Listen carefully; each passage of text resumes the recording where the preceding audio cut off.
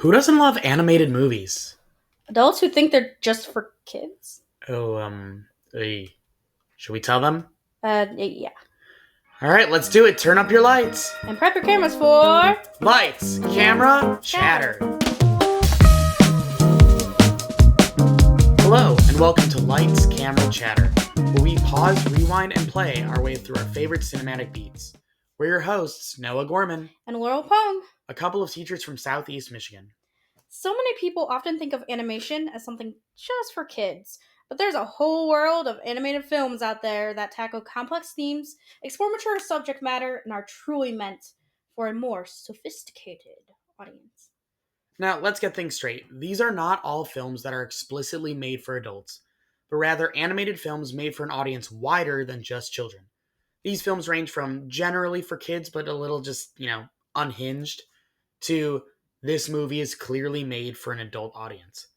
You'll also be generally avoiding spin off movies of adult animated shows, such as South Park Bigger, Longer, and Uncut, as that's not really, what the podcast is here for or what it's about. And that one's definitely very not kid friendly. Anyways, given the subject matter of this episode, we will be discussing movies with graphic content and content that is generally not appropriate for younger viewers. Therefore, viewer and listener discretion is advised. Additionally, spoiler alert for the following movies: Watership Down, Guillermo del Toro's Pinocchio, Grave of the Fireflies, Princess Mononoke, Mad God, The Animatrix, Nine, and Coraline. With all that out of the way, let's get started. If I may, I'm going to start this first segment off here with a quote. I've always said that Watership Down is not a book for children. I say it's a book, and anyone who wants to read it can read it. This quote is taken directly from Richard Adams, who is the author of the original book of the same name of Watership Down that it was based on. Watership Down, the movie, is a 1978 British film, courtesy of directors Martin Rosen and John Hubley. It is a dark story of rabbits who get forcibly uprooted from their home burrow due to human development of living space. There is a scene where one of the rabbits, who is functionally an oracle, sees that something is terrible is going to happen, and many times throughout the film, just like the famous Greek Cassandra, he is outright ignored. However, in this case, he does at least have his brother backing him up. I find that the YouTubers and podcasters over at Overly Sarcastic Productions have created a term that is a perfect description of the feeling of this film, and that is called cosmic horror dramatic irony. Let's break this down a little bit. For our characters, it's cosmic horror. Horrendous things that they cannot understand. Forces beyond their understanding and belief are relentlessly, quote unquote, trying to kill them as they search for a new home. It's dramatic irony for the viewer, however, because we, the viewer / we, the reader, for those reading the book, know and understand each of the things that threatens the rabbits that they perceive as monstrous, such as the train that the rabbits perceive as like this very timely beast that just runs any creature in its path through, but is not particularly malevolent or benevolent. It is to the bunnies. Is that, well, that's why it's cosmic horror for them. But it's dramatic irony for us because we know that it's just a train. In the same way with the poisonous gas used to gas them out, the rabbits just perceive that as the air turned bad. That is a direct quote from the story. These rabbits fight, have existential crises, and risk their lives, and in several cases do get killed quite brutally in search of a new home that some of them aren't even sure exist. That's get hinted at from the beginning, as Lord Firth, which is like their deity, tells both the Rabbit Prince and us as the viewer, again, another direct quote here, all the world will be your enemy, prince with 1,000 enemies. And whenever they catch you, they will kill you. But first, they must catch you. Digger, listener, runner. Prince with the swift warning. Be cunning and full of tricks, and your people shall never be destroyed.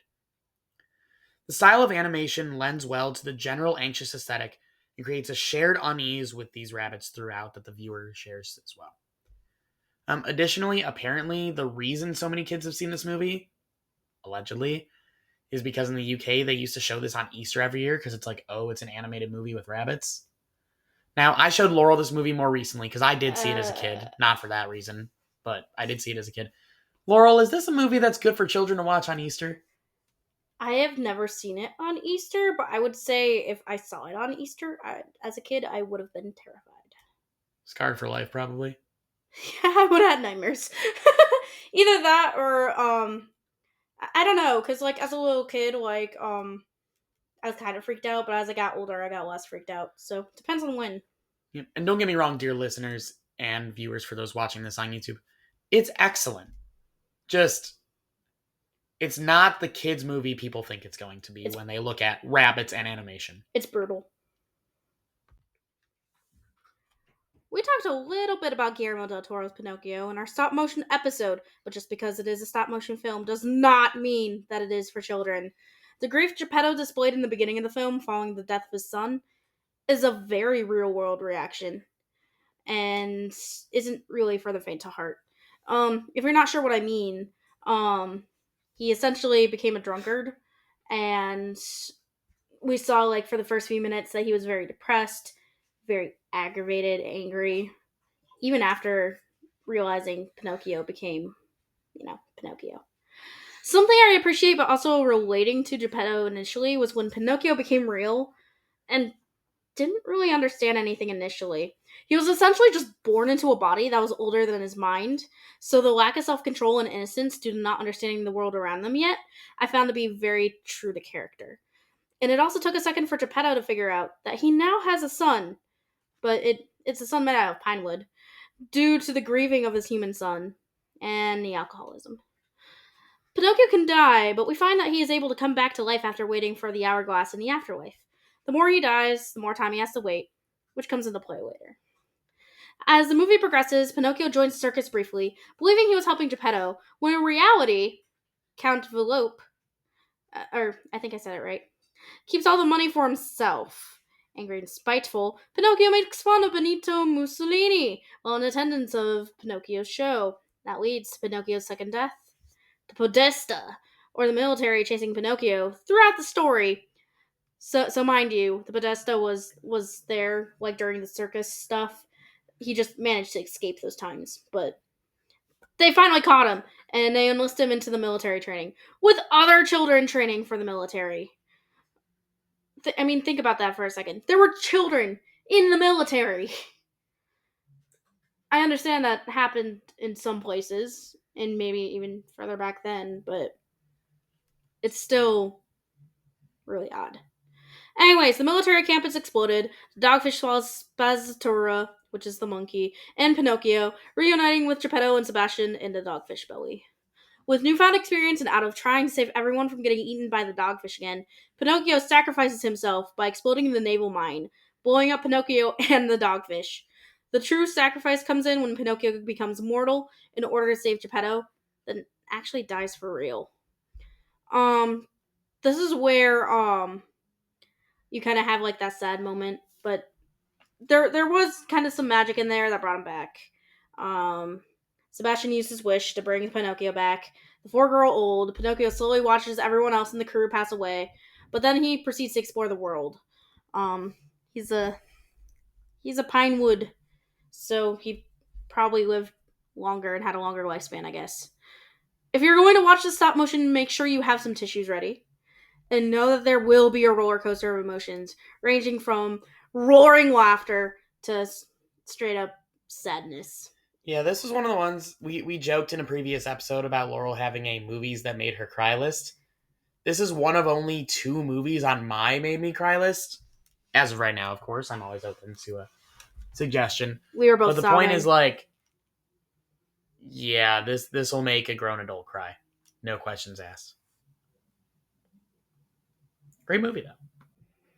We briefly covered this movie and the next one during our Studio Ghibli tier list back in episode 2.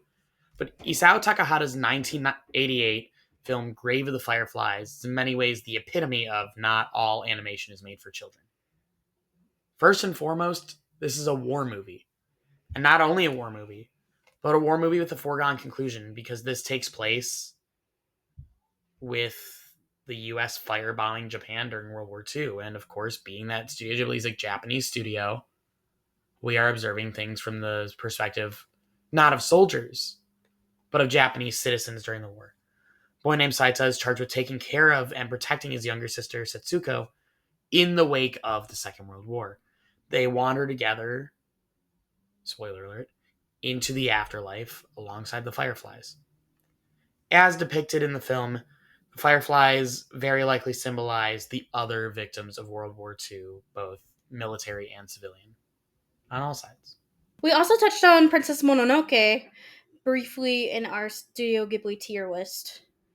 And was this one that made me cry? I think it was. I'd have to check later. Alright. We'll put it on the screen. It's gonna show up on the screen right now. Okay, now that you've relished in all the glory of did I cry or not, It either says yes or no. We're gonna move on. So Princess Mononoke also has a lot of mature themes in it, and a lot of those include like little bits of betrayal or feelings of betrayal, and there's literally guns in it. I mean, I don't know what could be more inappropriate than guns being fired at each other. Oh, lots of things. You really want to go down that road on the podcast? Maybe not right now. Anyways, basically, spoiler alert, the god of the forest basically dies because some human decided to shoot him up. And it caused so much chaos. And they managed to resolve everything, but there was a lot of destruction in the wake of that, and a lot of themes of humans destroying nature. And despite there being examples of humans working alongside nature, there were also enough people that were against nature that it messed it up for everybody. Yet another film we mentioned quite briefly during our stop motion episode a few episodes ago is Mad God. Phil Tippett movie, 2022, 30-year brainchild. Like, dude was working on this since, late 80s. Things we've already talked about. Tippett did effects work on a bunch of movies, including the original Star Wars trilogy, Jurassic Park, RoboCop, and Starship Troopers. This movie is a Shudder exclusive. For those who do not know, Shudder is a streaming service dedicated entirely to horror films. If I may reference the previous episode, that's actually how I discovered Mandy, because Mandy is a Shudder exclusive as well. This movie is frankly insane. There is a scene where our main character, the assassin, after he's gone down in the dive bell, he's walking through a factory, and there are these giant humanoid beasts tied to electric chairs. But the electric chairs aren't killing them. Do you remember this, Laurel? A little bit, yeah. These zap chairs, we'll call them, were making them just crap everywhere. Yeah, it was directly into these funnels that funneled them down and made tiny little poop people servants. Yep, this is a real movie, folks. Not only is it a real movie, I have a steel book of it across the room. But he does. So further on, the assassin actually, because again, spoilers for all these, he fails. He gets killed last minute. And then there's this whole thing where another assassin goes down in the dive bell, and that guy gets captured. And then a slug is taken out of the first assassin's stomach, and this slug cries like a human baby. And they take this slug baby thing, and they take it to this oracle-looking dude who grinds it up into space dust, and then releases the space dust into the universe. And it all starts over again, because this film, frankly, has a massive message about the cyclicality of not only human nature, but just of nature. And, of course, this all, because it has to be a post-apocalypse for all this stuff to happen, occurs during a nuclear fallout. But also explain why there's not a lot of people, but there are these kind of weird makeshift entities. Then there's also the kind of lord of this anti-world, which may or may not be hell. That is a bunch of computers with a face spread across them that does not speak, but instead babbles like a baby. Yeah, that part was really weird. Very, very, very well made movie. Very, very strange movie. The Animatrix, produced and overseen by the Wachowskis, Lana and Lily, among other names like Michael Arias, is a good example of just because it's an animated film does not mean the film is meant for kids. For those that need a refresher, this is a series of 9 short films combined into one film that occurs before the events of The Matrix.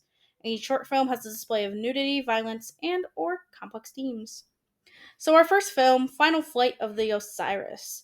The beginning sequence is more like strip teasing via sword training, where you feel the sexual tension as they're training together. You could say it's so thick you could cut it with a sword. Honestly, you could have cut it with like a freaking spoon. Anyways, not meant to go much further after that, as unfortunately everyone dies from the swarm of robots chasing the ship. But not until after the package, later seen in The Matrix, has been delivered to send a warning about the impending Zoom drill coming to Zion. The next 2 parts, labeled Renaissance 2 Part 1 and Renaissance 2 Part 2, respectively. These 2 films basically show the human oppression of robot kind, especially being a repeat in human history of marginalization for traits of otherness. This eventually causes a rebellion that in the end leads humanity to be the cause of its own downfall, as well as the degradation of Earth due to the takeover of its new overlords. Included in this gruesome journey is the violent beatings and murder of humans and robots alike. Among these scenes includes one horrifying scene of 4 humans ganging up on a female robot and murdering her. The 4 humans are laughing as they rip her humanity-like traits away, while the female robot cries out, "I'm real!" Chilling because it is clear she tried to disguise herself in order to look like humans, but despite those efforts, she was still brutally murdered anyways. Mentioning overly sarcastic again, there's a trope they mention multiple times called robot racism, which is essentially using robots as an analog for real world prejudice. Yeah. And the Animatrix is a very rare, well done example of that, where it is actually clear that the prejudice is the problem in the situation. Yeah. But this is most certainly presented in a more adult way. Most definitely. The remaining parts of the Animatrix were a series of short stories from the human point of view, Kid Story, World Record, Beyond, and a detective story were stories from within the Matrix, mostly with relatively depressing endings as the agents squashed the ability to fully break free from the Matrix. Program and Matriculated were stories of humans already out of the Matrix, but leave the audience questioning the humans' actions and decisions in the present day. Should humans have kept the symbiotic relationship they had with the robots and live happily without ever having known the truth, since they caused the symbiotic relationship to be necessary in the first place? Should escaped humans be converting robots in the same way that robots have been keeping them ignorant through simulations? While humans did create the robots, does that give humans automatic ownership over their creation's rights? A lot of those are really good questions that we were kind of left with, and unfortunately, a lot of the humans that were involved in that episode did die because of other robots. But anyways, I'm turning this over to Noah for a different version of robotic dystopia. Based on Shane Acker's short film of the same name and released cleverly on 9909, the film 9 is an animated sci-fi film directed by Shane Acker. Set in a fictionalized utopia of the 1940s, the film follows a ragdoll labeled 9, who awakens shortly after the end of humanity following the uprising of machines. The film features a powerhouse voice acting cast, which includes Elijah Wood, John C. Reilly, Jennifer Connelly, Christopher Plummer, and Crispin Glover, among others. Brought to life by alchemy and the fragmenting soul of an unnamed scientist, 9 ragdolls named as numbers 1 through 9 and referred to as Stitch Punks lead us through as we follow the titular 9 after he awakens to a world already ravaged by machinery and slowly meets and mostly befriends the 8 Stitch Punks crafted before him. Talking about the 9, just to give you guys an idea, they were the 9 facets of this scientist's soul. So Christopher Plummer voices 1, who's kind of a priest-like figure to them. He's the fearful and arrogant side of the scientist. Martin Landau voices 2, the creative genius of the scientist.